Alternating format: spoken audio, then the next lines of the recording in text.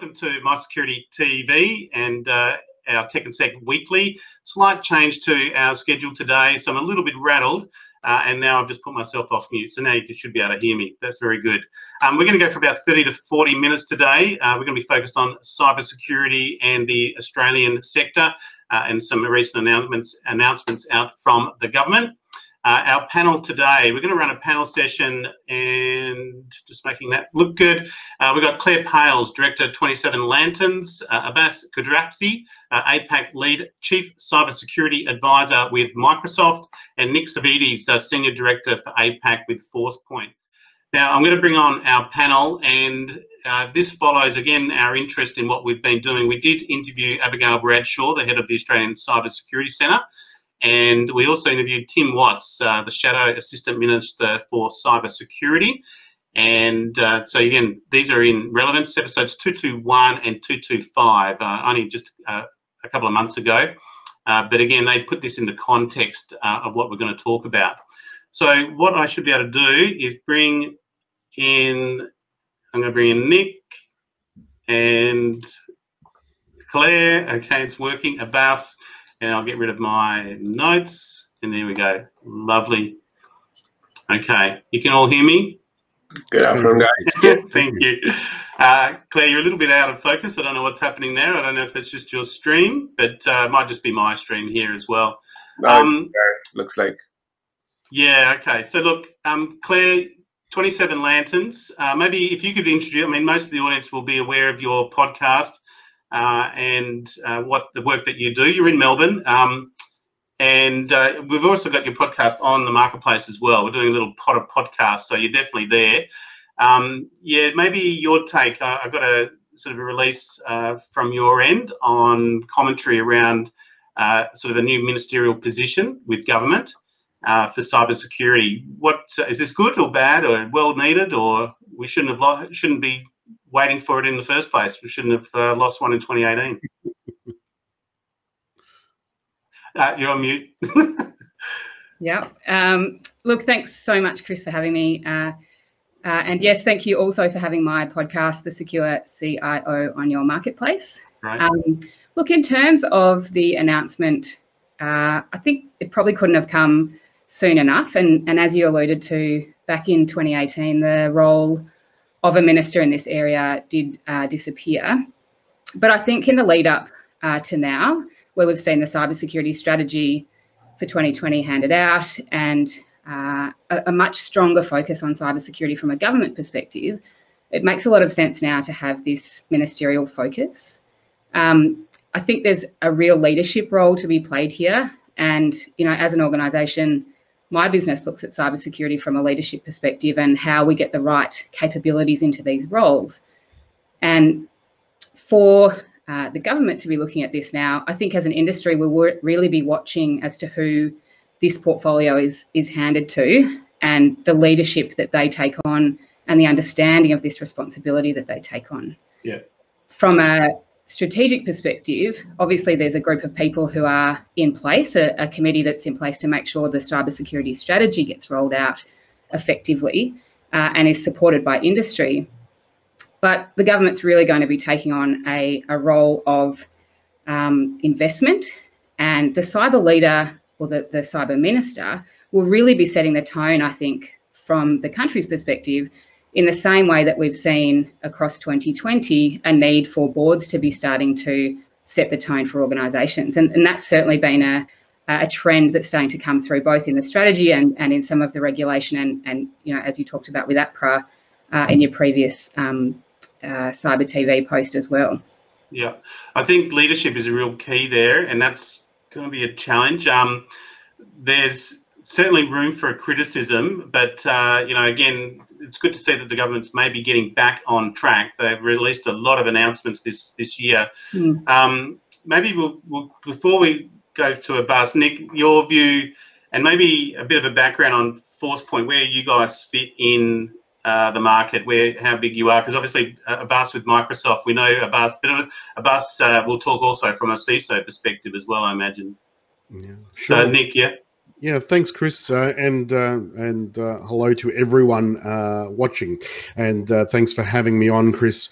I guess from a Forcepoint perspective, Forcepoint is a company that has existed for a long time in different forms in the last 4 years as Forcepoint, and really focuses on understanding human behavior, sort of behavioral analytics, and driving cybersecurity from a behavior approach. So shifting cybersecurity away from the feeds and speeds and the myriad of tools that we have. Right, we have so many tools, and really making it about people and understanding what they are doing and their intent and securing it that way. So my job, I joined the organisation in March to run the strategic business. So I have what I describe as the best job.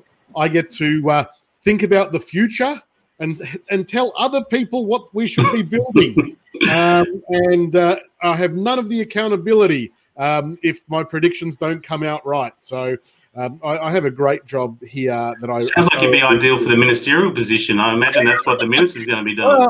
I was kind of trying to make a bit of a connection there, right? Because I think there's a lot of that comes into this. There is room for criticism. It would have been great for this role to have existed earlier and not have been disbanded.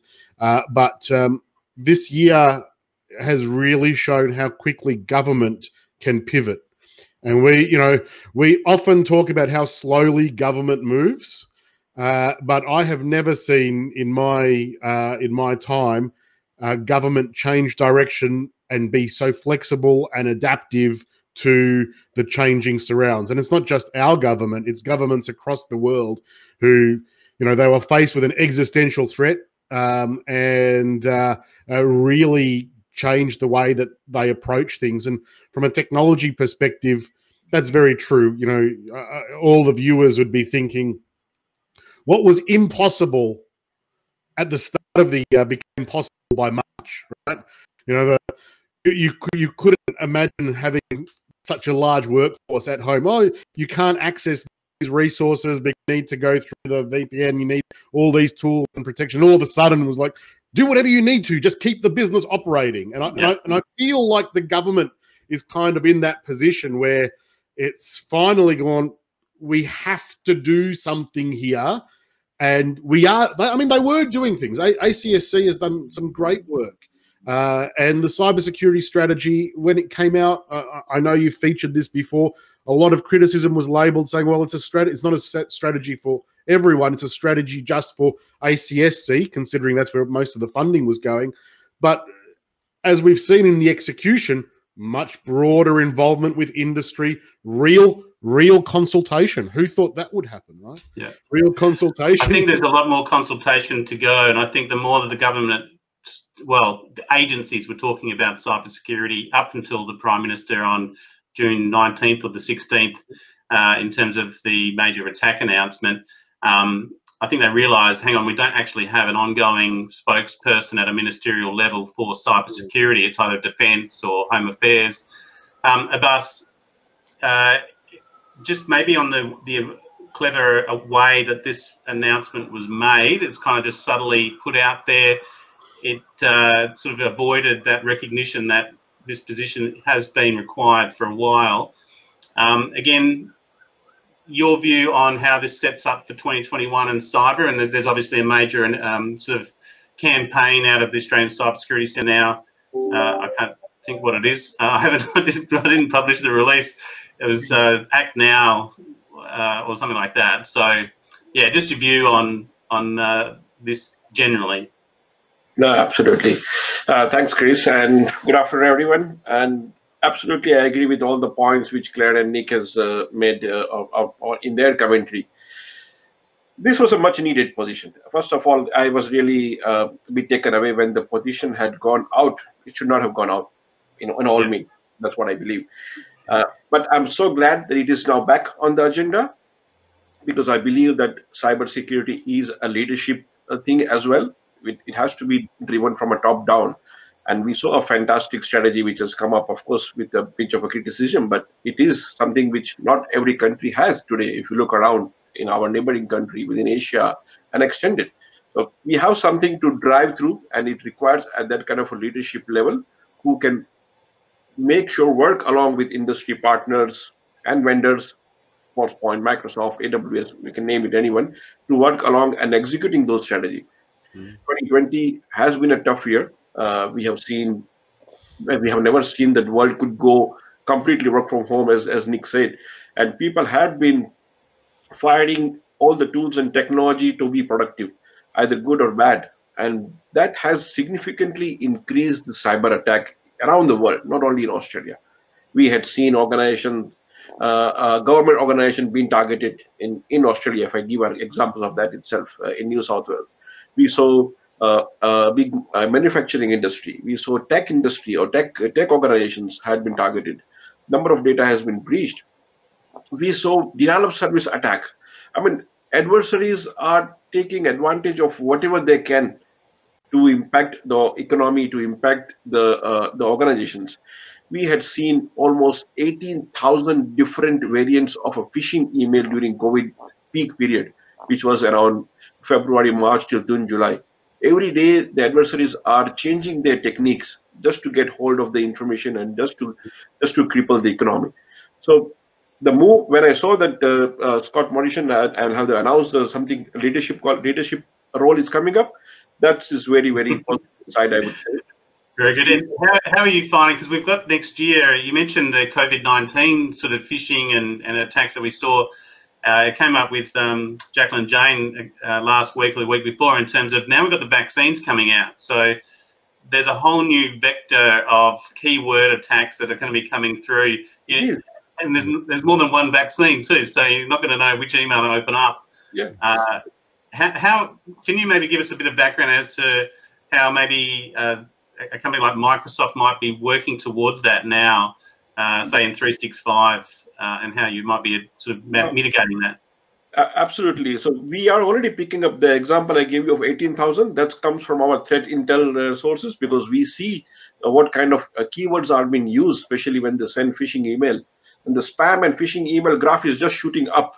You can't even catch hold of that. So we are already seeing that kind of a threat. And if you must have seen, we released a specific threat intel on COVID-19 a couple of months back, and we made it public so everyone can take advantage of those kind of threat intel. Second thing, we see that work from home is not going to go away. Now that people are getting comfortable adapting this new normal, as we call it, we are going to see that employees are going to demand they want to work from, and that goes with public sector as well. I was talking to a couple of friends in public sector within New South Wales and Victoria.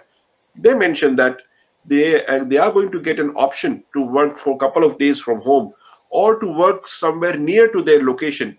Maybe they don't need to come to city all the way. They might open up with a public-private partnership, some kind of a joint center where they can work together. That really challenges the security. How are they going to manage security in a place where not everyone have the luxury of giving those security control back to the employee within their own tool set what they're using it. So it is going to bring some kind of a challenge as well, and that is where government has to working like Joint Cybersecurity Center, JCSC comes into play, ACSC, Department of Defense, and ASC. All those things all these organizations are working hand on hand, so they can help the mass public, not only organizations but also individuals, to uplift their security in that. It's an interesting structure at a government level on that. You just mentioned, sort of rattled off half a dozen. Then you've got the joint cybersecurity centres that are just kind of the outreach. Claire, I suppose you're a sort of CISO advisor and probably a micro advisor. You know, you're not a sort of a vendor approach. How have you found sort of the business impact from you this year, and I suppose the announcements from government, even say this campaign, you know, go to cyber.gov.au. Does that impact or assist you as a business or advisor? I'll come back to you, Nick, as well from a vendor perspective, but I suppose from an advisor, does it undermine your message at all, or is it something that you'd use as a tool? How do you come to approach that, and what government's doing? And once the minister does come out, they're going to be making much more announcements. You know, they're going to be very loud, and it almost takes away a lot of the sort of that local advisory advice that you actually give. Is it undermining that? No, I think what it's actually doing is highlighting for organisations the importance of cyber. And by the government coming out and talking about it, it has created many more conversations across organisations, both at the top levels, as I spoke about earlier at the board, but also amongst CEOs and amongst peer groups. So CIOs that are getting together are talking about it as well. And CISOs can really use these announcements as an opportunity to start conversations about cybersecurity within their organisations. You never waste these opportunities for the sound bites that you get from the government, but at the same time making sure that as an advisor, I'm filling in the blanks for organisations where they might read something in the press or they might see something in the news, and trying to understand how that's relevant or contextual for their organisation. So yes, the websites of the government are crucial for uplifting knowledge, but having an organisation understand how that's contextual for them is absolutely key, because the leaders in the organisation can only make decisions based on what's relevant and valuable for them. But these government announcements certainly start a conversation that otherwise may have been more difficult to be had. Yeah. And Nick, from a vendor perspective, how do you find that? Yeah, I think Claire's really accurate there. I think that our customers really benefit from this, both in the private sector, right? How this crosses over into the private sector, because it gives the organisations that have been lagging in cybersecurity the ability to show that there is external focus from the government. This is serious. We must take it seriously, and do more with it. There's not every organisation, and I see this a lot. I mean, I deal with a lot of customers. A lot of them are in that leading space. That cybersecurity is part of the business. It's engaged at the board. It's engaged at the C-suite. They understand it because they know they're a technology business.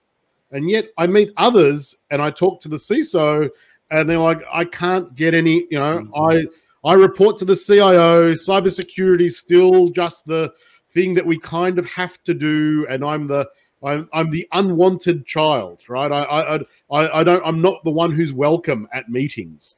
And that is a shame. And I think this really helps in preventing that, changing that attitude. I mean, we were on that path anyway. This accelerates it.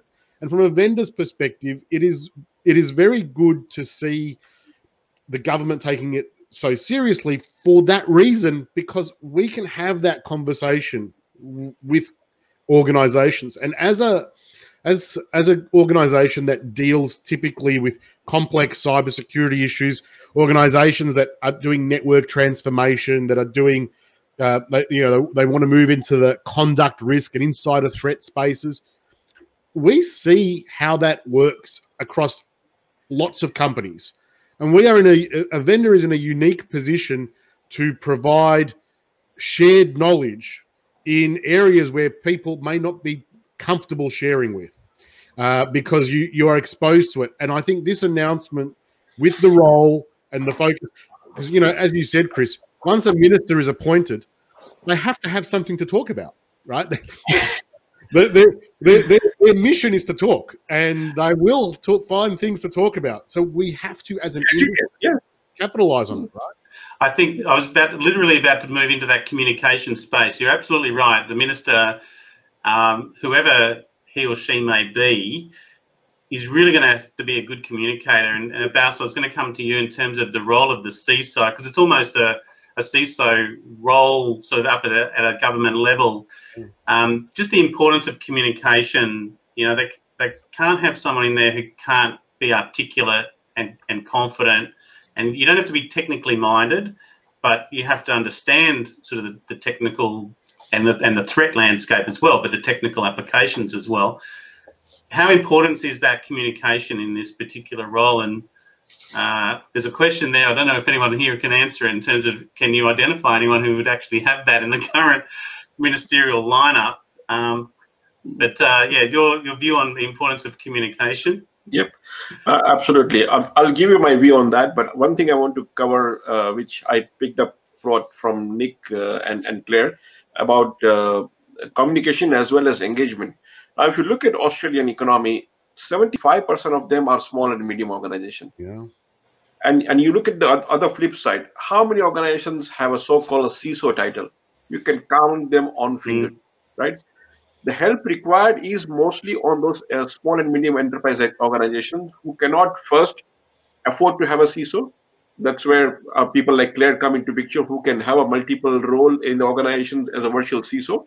And we have seen those virtual CISO picking up a bit of an advantage for those kind of company.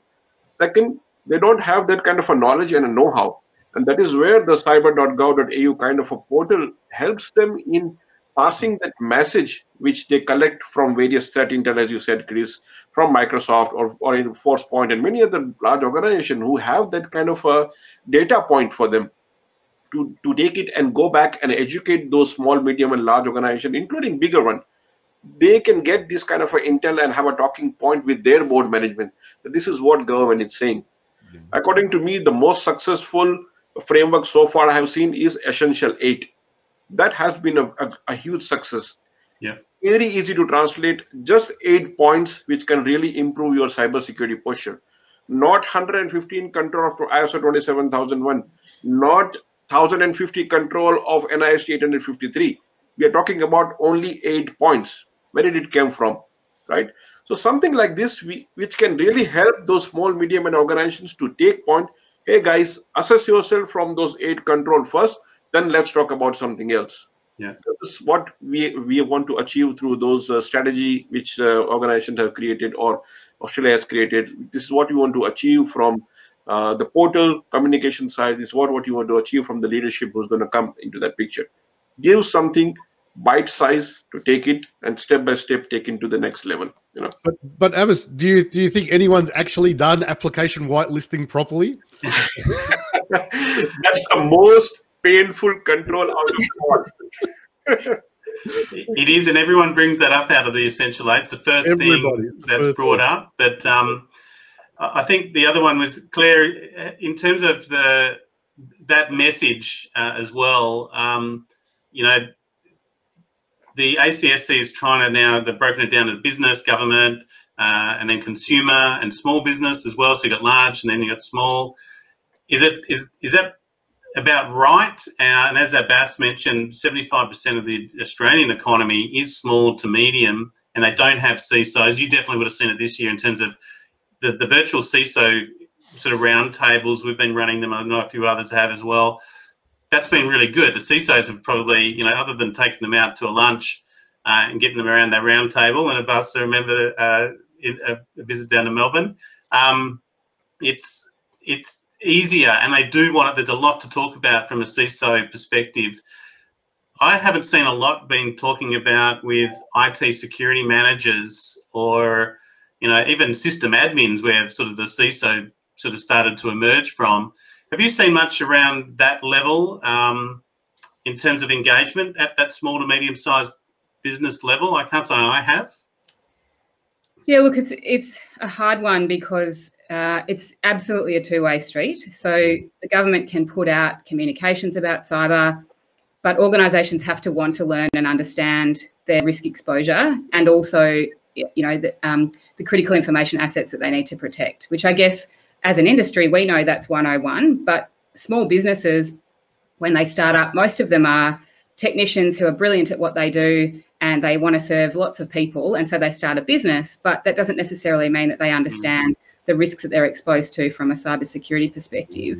And this is not a sponsored post, but Cinch Security do an amazing job for small to medium businesses of helping them to understand their risk posture and you know, their cyber fitness. And I know they're doing a great job, but it's awareness and understanding that you've even got a problem. You know, I think that's where small businesses are possibly struggling.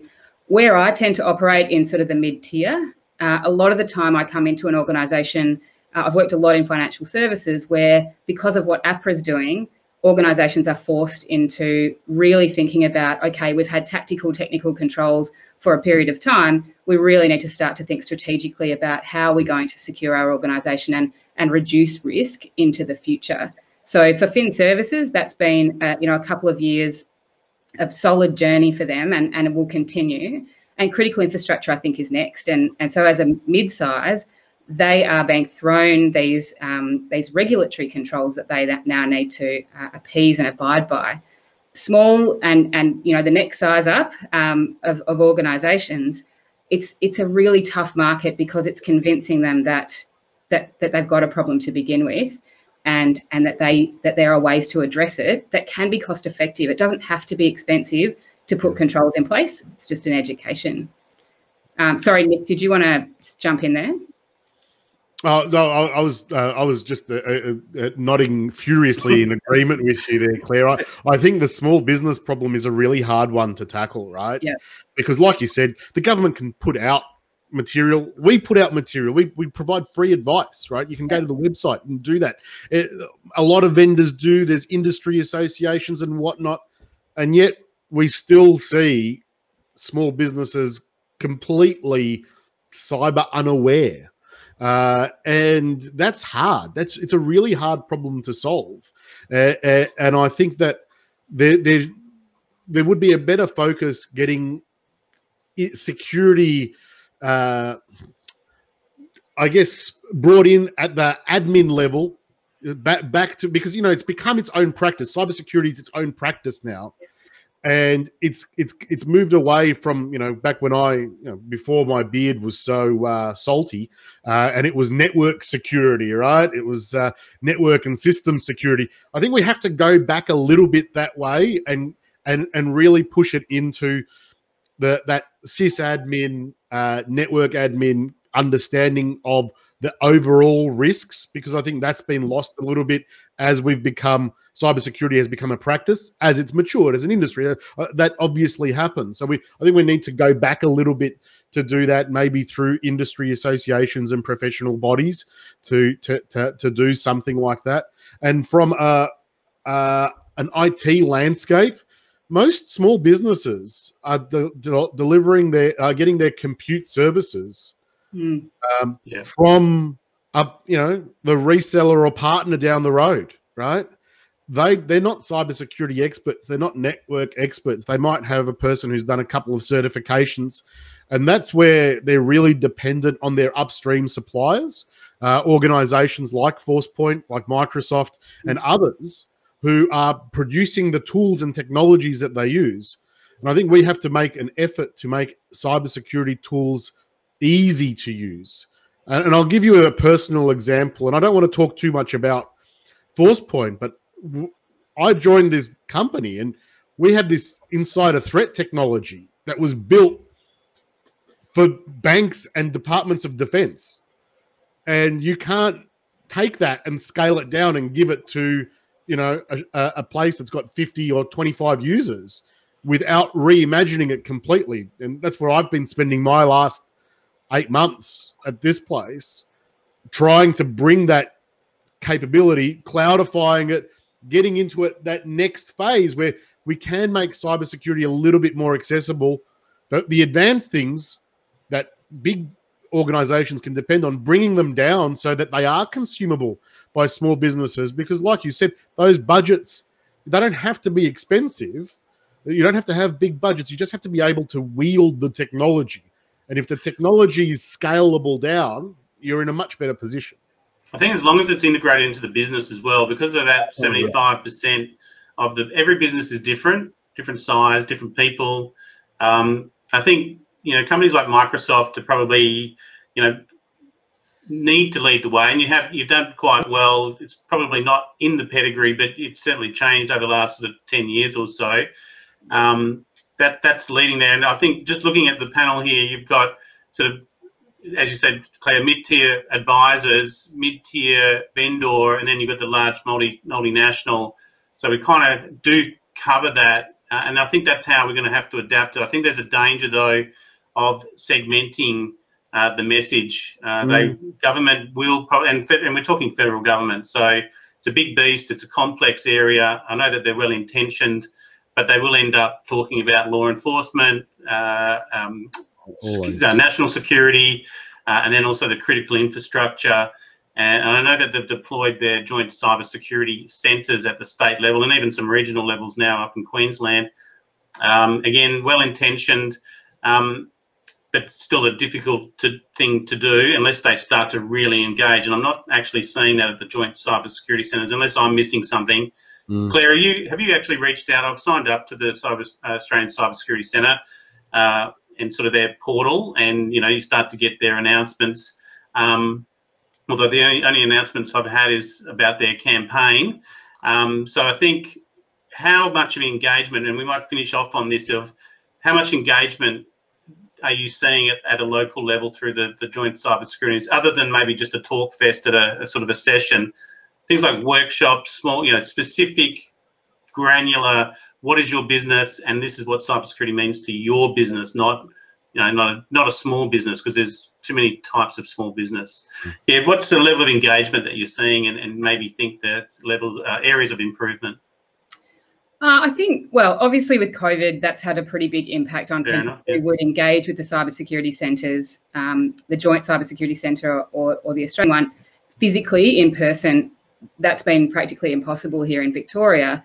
So this year is hard to speak about. But in previous years, I've certainly seen and been to events where the room is full of people who are thirsty for that information. They want to hear the experts speak. They want to engage. And, from CISO peers of mine that I talk to, many of them get a lot of value out of being part of that community. Whether or not everybody gets that, I can't say. But those that I do speak to and the events that I've been to have been very good. And I know that the people I've met who run these centres across Australia, I think I've met 3 or 4 of the leaders who are actually operating the centres. Their heart is absolutely in the right place, and they're trying to open up these centres and have people there present all the time that can help organisations when they want to go and seek that help. I sort of stand by my comment from earlier, and that is that organisations have to want the help as well. It's absolutely a two-way street. It can't just be the government and the joint cybersecurity centres pushing content out all the time. There's got to be a desire within organisations for to draw information in and understand how they can utilise that in their own businesses. Unfortunately, with security, it's always after the event, though. It's after the break-in they put the alarm in. It's after the breach that they go, okay, we'll start using Forcepoint or Microsoft products. Closing comments, Nick, and then we'll close off with the Abbas. Well, look, what I'll say is back to the original topic. I welcome this decision. I think it's good. It's good for the industry. It's good for the country to have some leadership around this. And I think it really demonstrates that cybersecurity is a true problem that all businesses face and must address. Every business today, no matter how big or small, is a technology business. From your largest business to your smallest business, technology enables that to work. And cybersecurity is what keeps that technology operating and trustworthy.